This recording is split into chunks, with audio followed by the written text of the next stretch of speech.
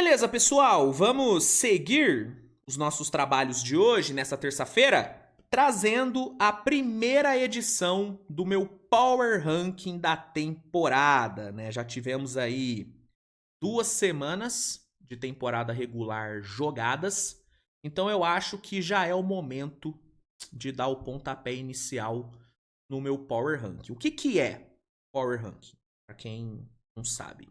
Basicamente, o Power Ranking é um ranking dos melhores times da temporada. E aí, esse ranking ele é atualizado né, num espaço determinado de tempo. No meu caso, o meu Power Ranking vai ser dos 5 melhores times da temporada. Então, o meu Power Ranking vai ser só os 5 melhores.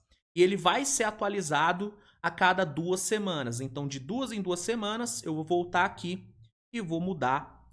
Ou não, né? Pode ser que eu não mude depois de 2 semanas, mas normalmente eu vou vir aqui a cada 2 semanas e vou fazer algumas mudanças no meu top 5 melhores times da temporada. E, importante salientar, rapaziada, Power Ranking não é projeção, tá bom? Não é que eu vou listar os 5 times que eu acho que vão brigar pelo título, ou os 5 times que, na minha visão, são os favoritos ao título. Não. Power Ranking assim, eu considero o que os times apresentaram até então. Então aqui eu vou listar os 5 melhores times, na minha opinião, baseado nessas 2 semanas de temporada regular que nós tivemos. Tá bom? Então, só para deixar claro, o Power Ranking não é projeção. É análise do que já foi apresentado. Tá bom? Só para esclarecer. Então, vamos aqui para a primeira edição do nosso Power Ranking. Antes, só peço para que você deixe seu like no vídeo, se inscreva no canal, compartilhe o conteúdo com seus amigos e eu já vou te convidar para deixar aí nos comentários o seu top 5. Na sua opinião, quais foram os 5 melhores times da NBA nessas 2 primeiras semanas? Manda aí nos comentários e aí no fim você compara com o meu top 5 e vê se estamos aí na mesma página. Provavelmente não. Provavelmente não. Mas vamos ver. Quem sabe, né? Quem sabe a gente tá com um pensamento parecido. Enfim, vamos aqui começar então. Quinto lugar, rapaziada, eu vou colocar o Golden State Warriors. Né? O Golden State tá com campanha 6-1 nessas 2 primeiras semanas. É o time que hoje tem a segunda melhor defesa da temporada, o terceiro melhor ataque. Então é um time que vem sendo bem equilibrado, vem performando bem nos dois lados da quadra. O basquete apresentado pelo Golden State tem me agradado bastante. Um jogo muito coletivo, de muita movimentação de bola, de muito arremesso de fora. Tô gostando muito do jogo do Golden State. A profundidade de elenco do Warriors tem sido a grande força do time nesse começo de temporada. Fica evidente como esse elenco ele é recheado de talentos. Pode não ser o melhor elenco da NBA. Não é. De fato, não é o melhor elenco. Mas em termos de profundidade, de opções, é um dos melhores. É um dos melhores. Eu sei que muita gente vai usar como argumento contra o Golden State o fato do calendário não ter sido muito difícil. E de fato, cara, se você pegar o calendário do Warriors nessas primeiras semanas, não foi um calendário dos mais complicados. Né? O Warriors teve ali algumas babas nesse começo de temporada. Pegou Jazz, pegou o Blazers, então pegou o Wizards nessa última rodada. Então, de fato, o Warriors não teve tantos desafios assim, mas o time teve alguns testes. 2 jogos contra o Pelicans sem o Stephen Curry, né, no back-to-back, venceu os 2 jogos. Pegou o Houston fora de casa sem o Curry também venceu, fazendo o primeiro tempo de almanaque. O primeiro tempo do Warriors contra o Houston foi absurdo. O problema é que no segundo tempo o Warriors deu uma bela de uma relaxada, mas o primeiro tempo foi absurdo de bom. Então, eu concordo que o Warriors não teve um calendário tão complexo assim, mas eu não acho que foi também um calendário totalmente baba. Eu acho que o Warriors teve sim desafios e passou por esses desafios. E foi bem nesses desafios. Os 3 jogos sem o Curry, sendo 2 contra o Pelicans, back-to-back, com o Zion e Ingram em quadra, para mim foram 2 testes difíceis, onde o Warriors passou com louvor. Dominou o Pelicans nos 2 jogos. Então, eu entendo o argumento do calendário, mas eu não acho que foi tão fácil assim, não. Enfim, para mim o Warriors fica em 5º lugar. No 4º lugar, eu coloco o Phoenix Suns. O Phoenix está tendo um bom início de temporada, campanha 6-1 até então. O Phoenix é um time que ainda está buscando aquela consistência que a gente espera que o time tenha com Mike Budenholzer no comando. Mas, mesmo ainda sendo um time que dá uma ou outra oscilada, por exemplo, os últimos 2 jogos do Phoenix não foram jogos espetaculares. Esse último contra a Filadélfia foi um jogo onde o Phoenix só ganhou por conta do Kevin Durant. Porque coletivamente não foi bem. Os 2 primeiros jogos também do Phoenix contra Clippers e contra Lakers, primeiro jogo contra o Lakers, não foram jogos onde o time mostrou uma grande consistência. Muito pelo contrário. O Phoenix venceu o Clippers muito mais na falta de juízo ali e perdeu do Lakers. Só que o Phoenix teve ali uma sequência de 3 jogos, né, contra Dallas, contra o Lakers de novo e contra o Clippers. O Phoenix pegou o Clippers e Lakers 2 vezes já na temporada. O Phoenix teve essa sequência aí de 3 jogos onde mostrou um basquete extremamente sólido.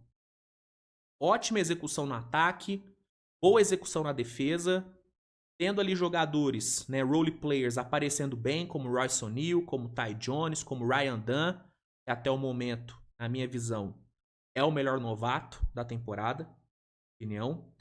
Então, em meio a muitas oscilações, o Phoenix teve ali uma sequência de 3 jogos onde mostrou um basquete sólido, onde mostrou o basquete que o torcedor quer ver nessa temporada. Um time seguro, com boa execução, não dependendo apenas do individual dos seus jogadores.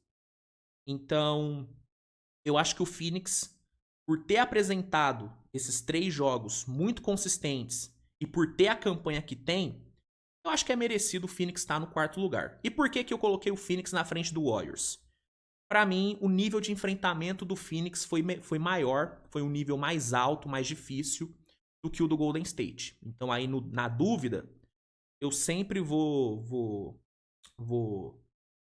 ir com um time que teve um nível de enfrentamento maior, na minha opinião. E aí, entre Phoenix e Warriors, apesar de eu não concordar que o Warriors só pegou baba, mas se você comparar os jogos que o Phoenix teve que enfrentar com os jogos que o Warriors teve que enfrentar, os adversários que o Warriors teve que enfrentar, para mim o Phoenix teve desafios mais difíceis. Dallas, Lakers 2 vezes, Clippers 2 vezes, pegou Philadelphia agora com Paul George. Então, para mim, o Phoenix foi mais testado que o Warriors em termos de dificuldade de jogo e foi bem. Conquistou 6 vitórias, assim como o Golden State. Então, eu vou de Phoenix Suns em 4º lugar. Em 3º lugar, Boston Celtics. O Celtics está tendo um início de temporada bem tranquilo, assim como já era esperado. São 7 vitórias e apenas uma derrota. E essa derrota, que foi contra o Pacers, foi uma derrota... Óbvio, o Pacers teve muito mérito pelo jogo que fez, mas foi um jogo onde o Celtics, assim, pediu para perder. A verdade é essa. O Celtics entrou nesse jogo contra o Pacers uma preguiça, um salto alto que foi algo surreal. E isso já aconteceu algumas vezes já nessa temporada. Aconteceu contra o Pacers, aconteceu contra o Hornets 2 vezes. A diferença é que contra o Pacers deu ruim. No fim, o Pacers conseguiu ganhar. E essa foi a única derrota do Celtics. Nos jogos onde o Celtics entrou atento e, né, o Shell querendo mesmo jogar, o Celtics apresentou um basquete absurdamente dominante. Contra o Knicks na estreia, foi uma apresentação inacreditável de boa. Dominou de forma completa ao Knicks. Né? Foi uma humilhação aquele jogo, verdade é essa. Contra o Bucks, Celtics também jogou muito bem e foi um dos poucos jogos que o Bucks foi realmente bem nessa temporada. O Bucks naquele jogo jogou muito. E aí o Celtics teve que elevar o nível, teve que levar o jogo a sério e ganhou. E nesse último jogo contra o Hawks, sem Jaylen Brown, o Celtics passou o carro. Em menos de 3/4 o jogo já estava resolvido. Já estava resolvido. E isso tem sido até uma constante do Celtics nesse começo de temporada, né? O Celtics, na maioria dos jogos, sim, resolveu antes do último quarto. O Jason Tatum deve ter jogado o quê? Uns 3/4 períodos até então. Ontem mesmo ele não jogou no último quarto. Teve alguns jogos onde ele não jogou no último quarto. Então, o Celtics teve seus momentos de preguiça, de relaxamento indevido, mas na maior parte do tempo o Celtics foi dominante do jeito que a gente já espera que esse time seja, mesmo sem o Porzingis. O Celtics tem o melhor ataque nesse começo de temporada, né, entrega em média 123,6 pontos, uma média altíssima. Amassou o Knicks, venceu bem o Bucks, amassou o Hawks, amassou alguns outros adversários também. Então, pelo conjunto da obra, o Celtics fica em terceiro lugar. Fica em terceiro lugar aqui. Tá? E a tendência é que logo logo o Celtics assuma a primeira colocação. Porque temporada passada também foi assim.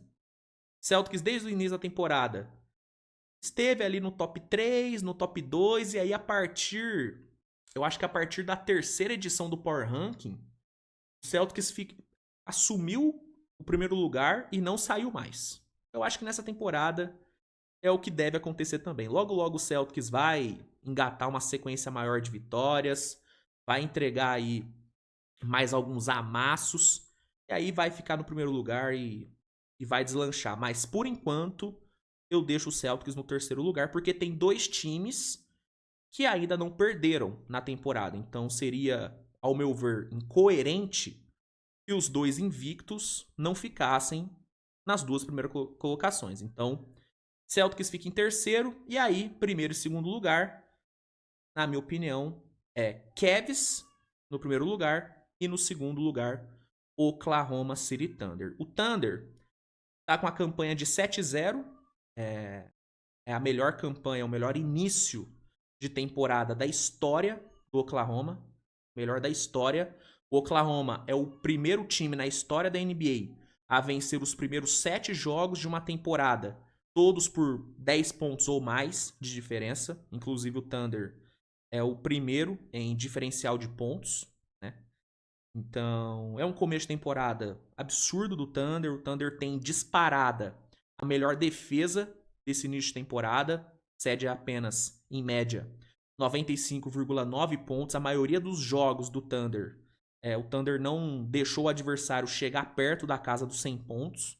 Então, é um início muito forte. O Thunder realmente está jogando um basquete de altíssimo nível. O que deixa o Thunder no segundo lugar é a questão do nível de enfrentamento. O Thunder teve um calendário acessível, bem acessível, nesse começo de temporada. Teve seus jogos mais complicadinhos? Teve, mas pero no mucho, né? Ou, por exemplo, o Denver. O Denver não tá jogando nada nesse começo de temporada. Então acabou que foi um jogo tranquilo assim pro Thunder. O Thunder fez o jogo ficar tranquilo. Foi um domínio completo, inclusive. Orlando. Defesa boa, mas sem o banqueiro. Já era esperada uma vitória fácil do Thunder. Então, o Thunder teve um calendário mais acessível. Então, por isso que eu vou deixar o Thunder em segundo. E em primeiro, eu vou colocar o Cleveland, que teve mais vitórias do que o Thunder, até porque tem um jogo a mais. Venceu 8 jogos, 8-0 de campanha. E o Cleveland teve um calendário complicadinho. O Cleveland pegou o Lakers, pegou o Knicks, pegou o Bucks 2 vezes e ganhou. Ganhou de todos esses times. Os jogos mais difíceis do Cleveland foram esses aí contra o Bucks, né? O Cleveland correu o risco real de perder esses 2 jogos, mas no fim teve ali Garland e Mitchell decidindo. Mitchell decidiu o primeiro jogo contra o Bucks, Garland decidiu o segundo. Então, o Cleveland foi testado, teve adversários difíceis e venceu todos eles. E jogando muito bem. O Cleveland tem hoje o 2º melhor ataque da temporada, a 8ª melhor defesa e é o primeiro time em eficiência nos arremessos. E é até engraçado ver o Cleveland tendo um desempenho ofensivo melhor que defensivo, porque nos últimos anos, com o JB Bickerstaff, a gente viu o extremo oposto, né? Com o JB, o Cleveland era um time que se destacava muito pela defesa e que não brilhava muito no ataque.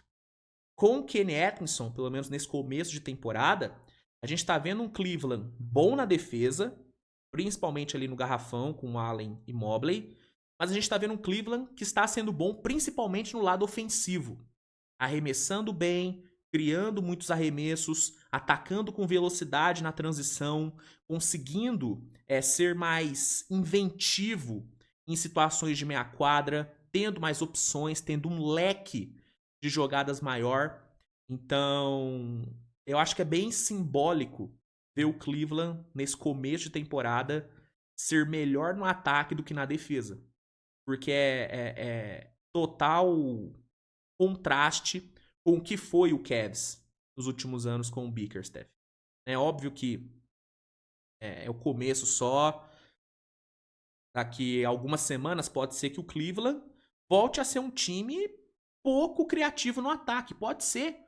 Isso pode acontecer. Pode rolar talvez uma regressão à média. Talvez seja apenas o fator novo do Kenny Atkinson. Mas o fato é, nesse começo de temporada, o ataque do Cavs é um dos melhores da liga. É um dos melhores da liga. E é um ataque que, beleza, tem ali Mitchell e Garland aparecendo, sendo decisivos em vários momentos, mas é um ataque que tem mais opções. Você vê ali o playbook ofensivo do Cavs, é um playbook muito mais extenso, muito mais criativo do que era no ano passado.